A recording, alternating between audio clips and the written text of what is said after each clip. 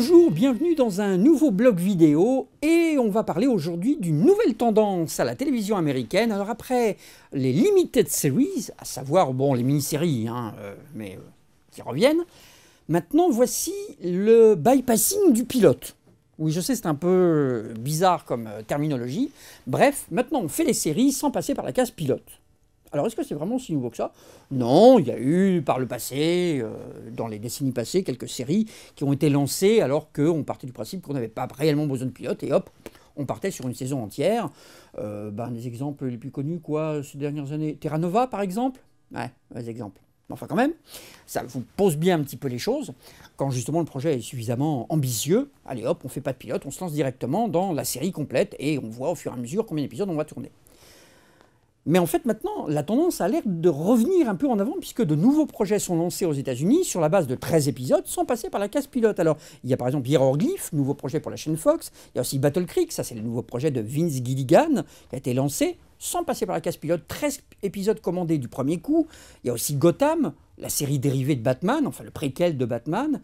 Et puis il y a Extant, la nouvelle série de science-fiction de Steven Spielberg qui devrait arriver pendant l'été et qui compte Ali Berry parmi ses vedettes principales. Toutes ces séries-là sont lancées sans partir du principe qu'un pilote est utile. Alors, évidemment, les raisons pour ça sont nombreuses. Première raison, la concurrence. Entre autres, la concurrence de Netflix, qui elle aussi lance des séries sans passer par la case pilote. Donc, les grandes chaînes sont obligées, enfin quand je dis les grandes chaînes américaines, les networks sont obligés d'être en concurrence face à ces programmes-là, face à ces différents réseaux de diffusion et de distribution, pour dire nous aussi on est capable de faire la même chose, et donc d'être sur un même degré de qualité.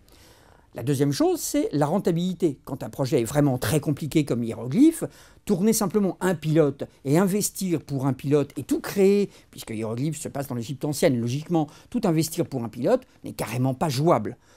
Auparavant, il y avait des téléfilms de 90 minutes qui pouvaient servir justement de lancement pour une série. Si la série ne marchait pas, le pilote pouvait devenir un téléfilm unitaire. Les téléfilms, il n'y a plus de diffusion aux États-Unis, il n'y a plus de place pour ça. On n'en produit plus aux États-Unis. Donc vraiment, ça serait je produis, je mets de l'argent et je perds. Donc c'est plus possible.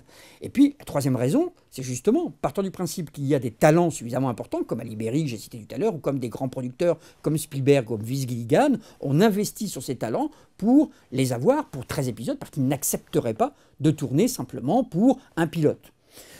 C'est discutable, mais en tout cas, c'est la véritable réalité. Ensuite, est-ce que les chaînes se disent pour autant, on abandonne complètement les pilotes? Non, parce que justement, le pilote permet... Justement, c'est un pilote. Ça permet de savoir si la série peut fonctionner, s'il y a des choses à changer, si certains acteurs collent bien. Un pilote coûte à peu près entre 3 et 4 millions de dollars. Une série de 13 épisodes en coûte 30. Donc en effet, la balance quand même n'est pas tout à fait équilibrée. Et puis il y a de nombreuses séries dont le lancement a été fait sur la base sans pilote, qui se sont ramassées. Le Michael J. Fox Show, ça en est l'exemple. Et puis tout à l'heure, je vous citais Terra Nova. Donc ça ne va pas être vraiment la panacée. Ça va être en tout cas une tendance forte maintenant. On peut lancer des séries, parier sur 13 épisodes en se disant, on croise les doigts, est-ce que ça va marcher? On l'a vu avec Under the Dome, peut-être avec d'autres productions. Mais en tout cas, ce n'est pas une révolution, c'est simplement une évolution. Rendez-vous au prochain blog.